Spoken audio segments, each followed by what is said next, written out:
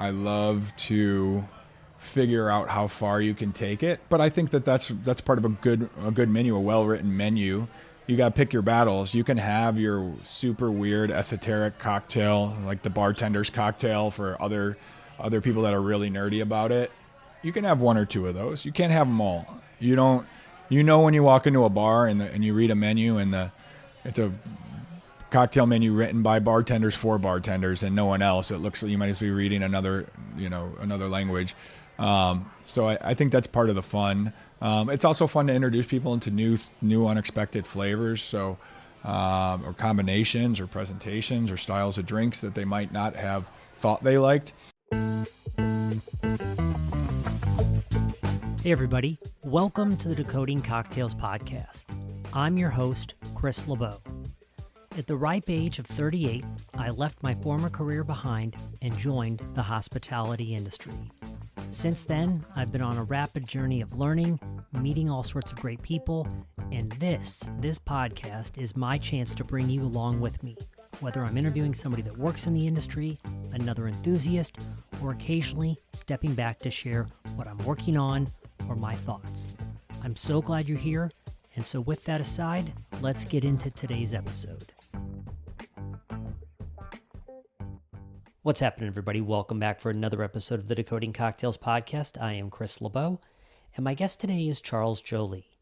He is a hospitality industry veteran with just an incredible list of accolades, and here are a few in case you don't know who Charles is. For the past 5 years, he has overseen the signature cocktail programs for little-known events like the Emmys and the Oscars, and has worked parties hosted by the likes of Jimmy Kimmel and someone named Oprah. He's appeared on The Today Show and Rachel Ray and has worked alongside chefs like Eric Ripert, Jose Andres, and Dominique Crenn. Speaking of famous chefs, he made his mark at places like the Aviary in Chicago, which is helmed by the chef Grant Achatz, and won the global bartending competition Diageo World Class, which in the world of mixology is arguably as high as you can fly. We met up at the Virgin Hotel in New Orleans during this year's Tales of the Cocktail to discuss his soon-to-launch program at the Virgin Hotel in New York City called the Riff Raff Club. A couple of things stuck out to me during this conversation. I asked Charles about operating on stages like the Oscars, and how does one manage that in terms of turning out great drinks, but not getting too weird with that crowd. And he referenced what he calls the collective palate, getting a sense for what a big crowd of people would enjoy, in addition to the drink needing to be camera ready, if you will, in a situation like that. I also asked him about operating a bar with his notable name, combined with Virgin, and the 39th floor view they're going to be enjoying at this bar. He's obviously going to be seeing plenty of cocktail geeks, but also plenty of people who are still just beginners. And I'm going to leave it to Charles to talk to you about it, but he talks about how having worked in the industry for such a long period of time is good in terms of remembering a period when people just knew nothing, and how he still recalls that. You can find Charles online at charlesjoly, that's JOLY.com, or, importantly, if you'd like to follow along with Charles and his dog Jackson, he recommends doing so on Instagram at charlesjoly. One other note before the episode kicks off. As we sat down to record this, Charles and I fell into conversation so seamlessly that I forgot to press record.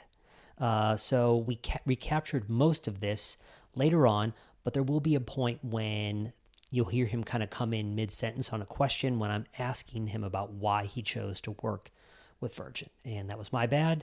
Podcast recorded by humans, brought to you guys. Final note, and there'll be links for all of this, of course, in the show notes. You can find the Riff Raff Club online at Instagram at the Riff Raff Club, or riffraffnyc.com. Thanks, everybody, and enjoy this conversation.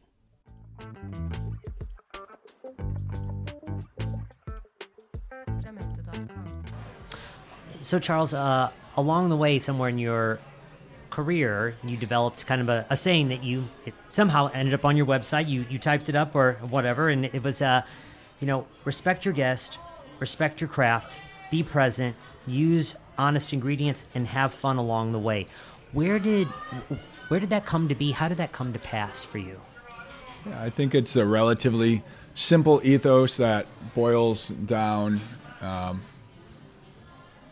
my thoughts about the hospitality and bar industry since the beginning. I've worked in every type of bar imaginable in the last 27 years or whatever it is now, from nightclubs to neighborhood bars to agave bars, beer bars, and of course cocktail bars. Found their way in my career and have become really my passion and my direction in my adult life.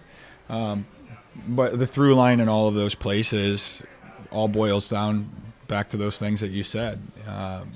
It's whether it's a corner bar or 50 best cocktail bar, we're all showing up for that experience, whether it's a cold beer and a shot or a beautifully crafted, high-end cocktail.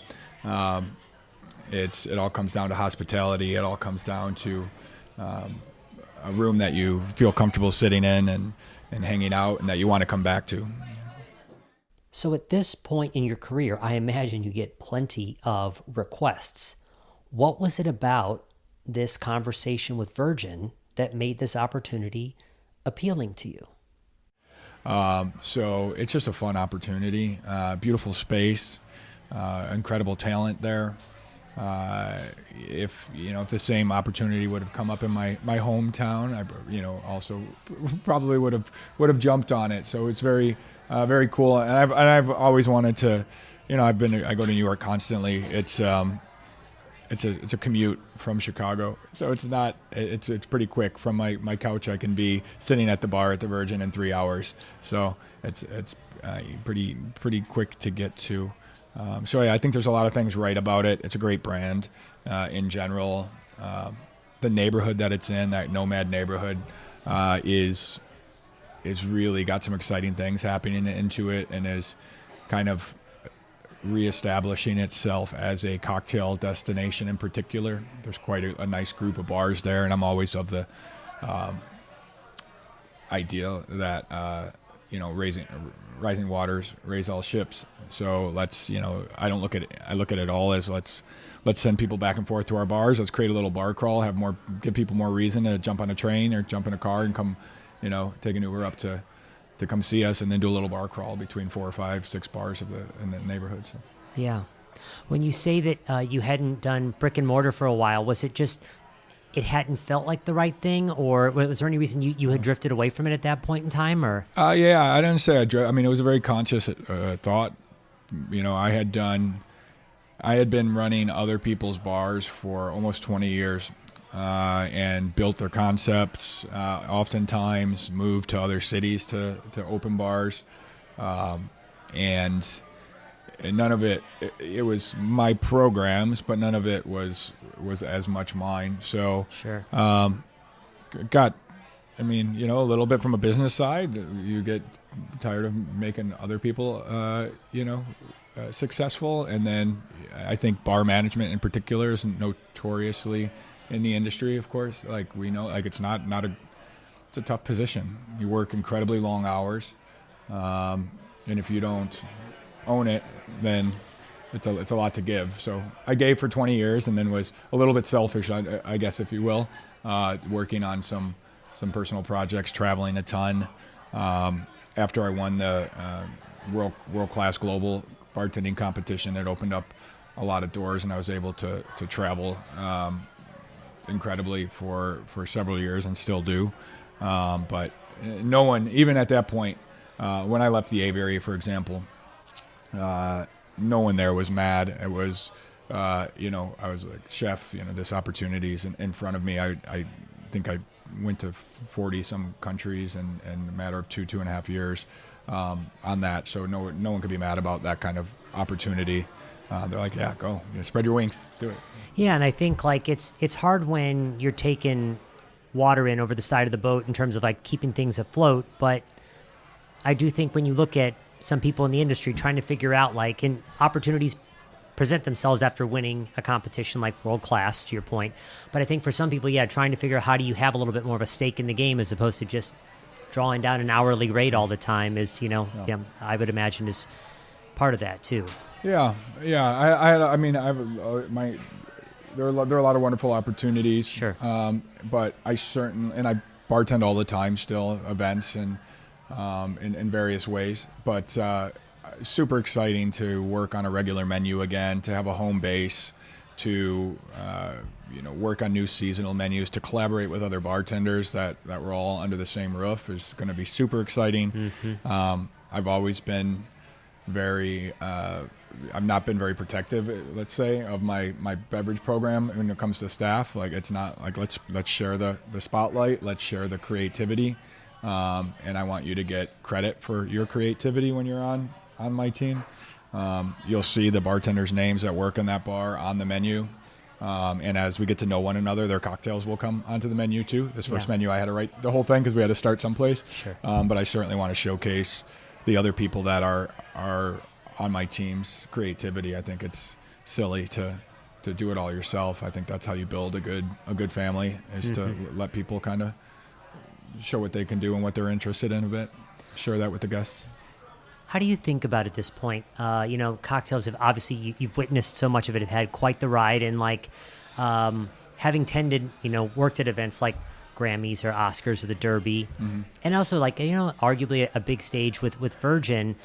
When you're doing that, how do you think about, do you have a good barometer for when you try to figure out when if we're ever pushing flavor or experiments too far? And obviously at the end of the day, the drink just needs to taste great, but how do you think about where we are in that spectrum of things? Yeah, no, I love that. I love that part of the job. I love to figure out how far you can take it, but I think that's part of a good menu, a well-written menu. You got to pick your battles. You can have your super weird esoteric cocktail, like the bartender's cocktail for other people that are really nerdy about it. You can have one or two of those. You can't have them all. When you walk into a bar and you read a menu and it's a cocktail menu written by bartenders for bartenders and no one else. It looks like you might just be reading another language. So I think that's part of the fun. It's also fun to introduce people into new unexpected flavors, so or combinations or presentations or styles of drinks that they might not have thought they liked. I think when a lot of people, you don't know until you've tried it, and so that's part of having a great staff that's interactive and a great hospitality experience, is having them kind of Sherpa you through, talk to you, see what you're in the mood for, see what your vibe is, see where your level of comfort is, and getting you into the right cocktail. That's a good bartender does that. And so, if I design a cocktail for the Academy Awards or something, it needs to be striking. It needs to be, photo worthy. It needs to be award worthy. It's a huge event, but I'm also going to see 2,500 people who I've never met before. So it's not the time to go too esoteric. You need to understand and find the balance between a striking cocktail and one that is also delicious and will be well received by the majority of palates. That just comes from experience. Sure. Understanding what I call the collective palate, like the collective palate of society in whatever region you're in, whatever city you're in, and it differs city to city, region to region, country to country. That's the job of a good bartender, I think. Cool. Yeah, I want to hear a little bit about the program in a second, but I have one other question, and obviously it's going to vary depending on where you are, but you talked about menus for a minute. A conversation I find myself having a little bit right now is, obviously when we're in a bar and you're expecting cocktail geeks to come in, they want to know, hey, there's Faccia Bruto in this, but when at Virgin, there's going to be some level of people hey, I hear that Virgin, has really put a lot of effort into this. And then you're also going to have the lay hotel guests. So are there things you've begun to pick up or deploy over the year to try to figure out how do you make menus more accessible as opposed to a foreign language for people? Those guests are the most fun. They're blank canvases. Yeah. I love those guests. That's always been one of my favorites. I mean, we were, I was fortunate to come up in the first and a half wave of the craft cocktail movement in the 2000s. We had to explain what everything was to everybody. like everybody, like why egg whites in a cocktail, people would lose their minds about, like why you were flaming something, why you would stir instead of shake. I mean, the stuff that people take for granted now and would laugh about, we were explaining all of that every single day. Why we didn't have Red Bull at our bar. In 2007, people were like really upset about this. They didn't understand because it was so commonplace at the time, which sounds insane at this point. But so we had to train an entire generation of drinkers and introduce them to cocktails. And to give someone a cocktail and provide their aha moment when they say, this is the best drink I've ever had. And it could be something as simple as just a perfectly made daiquiri or something, and they've just never had one fresh. We all had that moment. I remember mine, like when I was like, man, what have I been drinking? It was just a whiskey sour. And I remember it like, like it was just fresh and well balanced and a nice bourbon. And I was like, holy cow, I've been not drinking great up until now. And I never looked back. So we have drinks on the menu that are crowd pleasers, that are sessionable crushers, that are there, that introduce people. And we will gently welcome them into the fold. I think it'll be a great concept for that. We're hiring staff based on that type of hospitality, people who understand that. And ultimately, it's a bar. Drink what you want. Like, eventually, if you sit at my bar long enough and you're drinking your go-to and it's a simple whatever and soda or whatever, like simple 1+1 cocktail, you're going to see all the cool stuff going out and all the fun glassware and garnishes and all bottles you may not be familiar with, and start asking questions eventually. And I guarantee you, if you hang out within a half hour, you'll be into one of our craft cocktails. Sure. And if not, we'll make you something else. That's right. That's what we do. So tell us, I mean, obviously it's still coming soon, but tell us a little bit about like what people should expect from the program, or however you want to talk about it. Tell us a little bit about how you see this rolling out. Yeah, we're shooting for a late August opening. So it'll be a late summer menu. And it's a gorgeous room. One of the first things that struck me, 39th floor of the Virgin Hotel. Full windows on two of the walls, looking right at the Empire State Building. So it's an absolutely stunning view. It only gets better as the sun sets, and the night sky is absolutely gorgeous there. A whole host of craft cocktails. I work super seasonally. I came up working with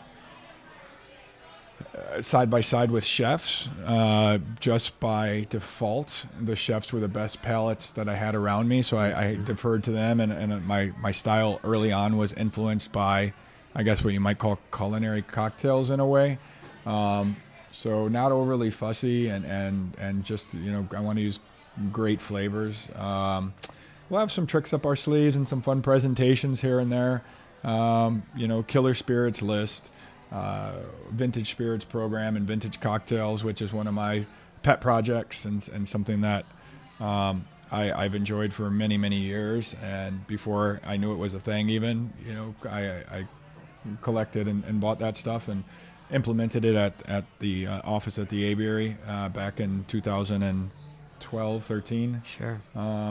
And carrying that in. So a nice, concise food menu on its way. We've thought about all of the details. The room's going to be really beautiful, inviting.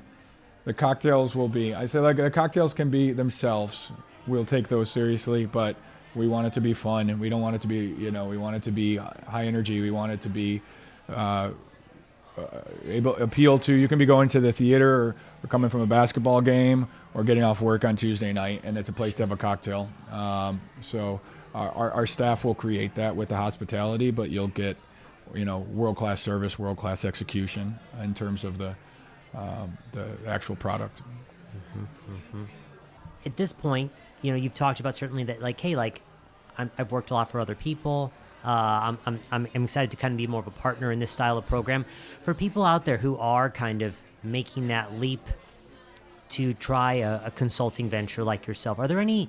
I mean, again, we've all tripped on every stone along the way. Sure. But are there any, like, for people trying to make that leap of trying to take things more into their own hands? Are there tips you would have, or things you would suggest watching out for along the way as people take that plunge? In terms of professionals like that are doing this, for sure.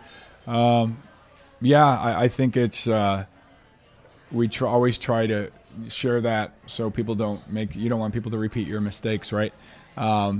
You can only do so much, but I think take your time getting into it.